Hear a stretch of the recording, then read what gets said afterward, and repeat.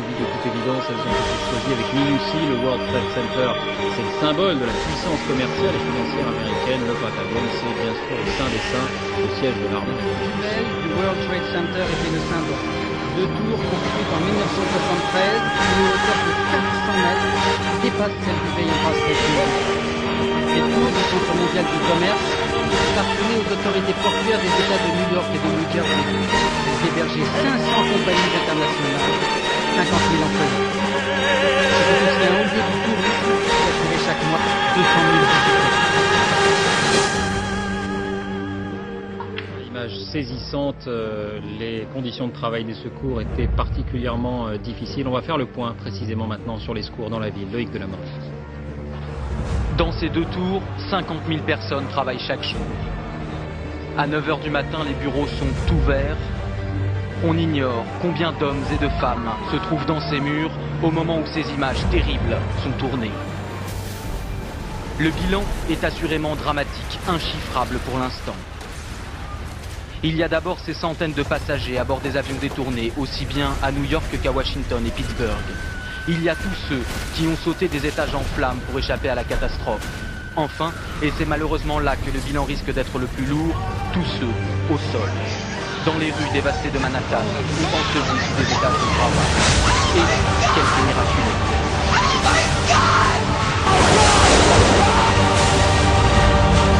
Minutes d'intervalle.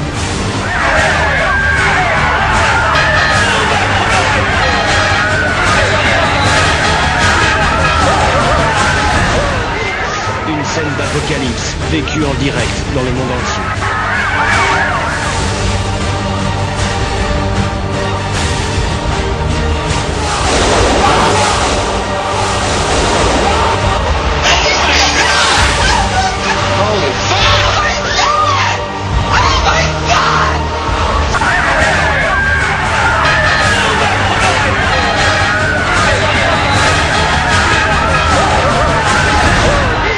L'explosion. Les portes des ascenseurs ont volé en éclats et puis les ascenseurs sont tombés.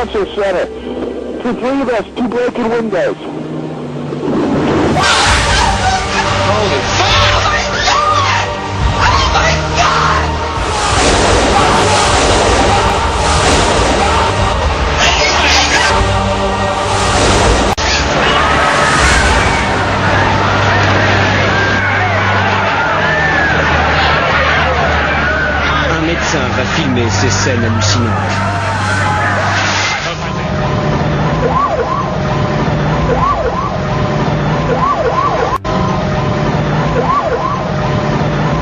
Immense est la panique. Une femme décroche son téléphone et appelle son mari. Elle laisse un message sur le répondeur. Sean, it's me. I just wanted to let you know I love you and I'm stuck in this building in New York. A plane hit the building or a bomb went off, we don't know, but there's lots of smoke and we just wanted you to know that I love you always.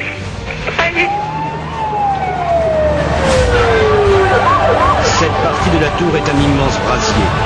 Pour ne pas mourir, des personnes se jettent alors dans le vide. J'ai besoin d'aide. Pour moi, ça semble aller.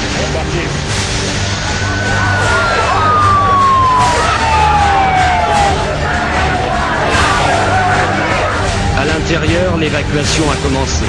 La descente s'effectue très lentement dans la fumée et l'odeur de kérosène brûlé. Les premiers secours arrivent. Ceux qui s'en sortiront sont des miraculés.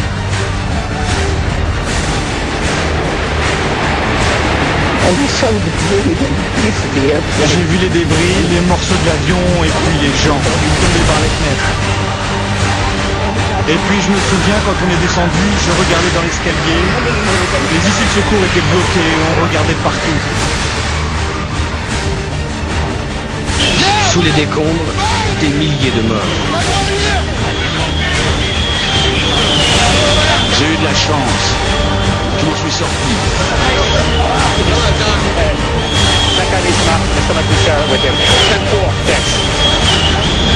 Just to wait there. Semi-safe with him. 10-4, 6. Just to wait there. Semi-safe area. En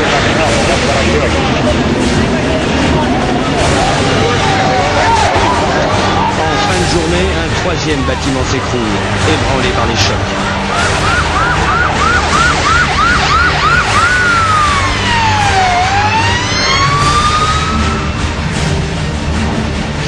Au soir de ce dramatique 11 septembre, le sud de l'île de Manhattan n'est plus qu'un immense champ de ruines. Les terroristes ont réussi à détruire sur son territoire la toute-puissante Amérique. C'est l'attaque la plus meurtrière de son histoire. Le monde entier est terrifié. Pour la première fois, l'Amérique a été frappée en plein cœur.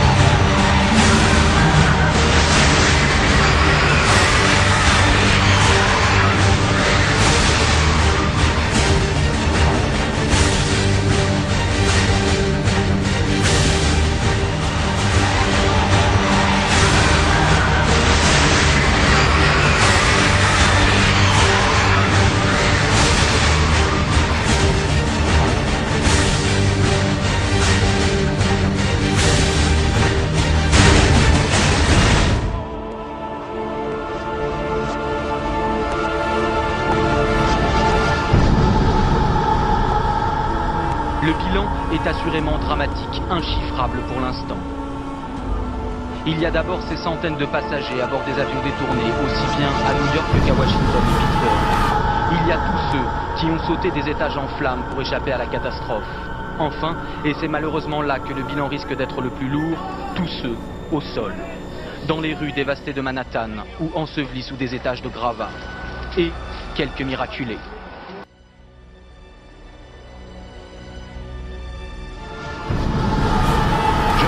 Ça a explosé, tout s'est écroulé. Je suis vivant, j'espère aussi que ma femme est vivante. On était 82 dans mon bureau.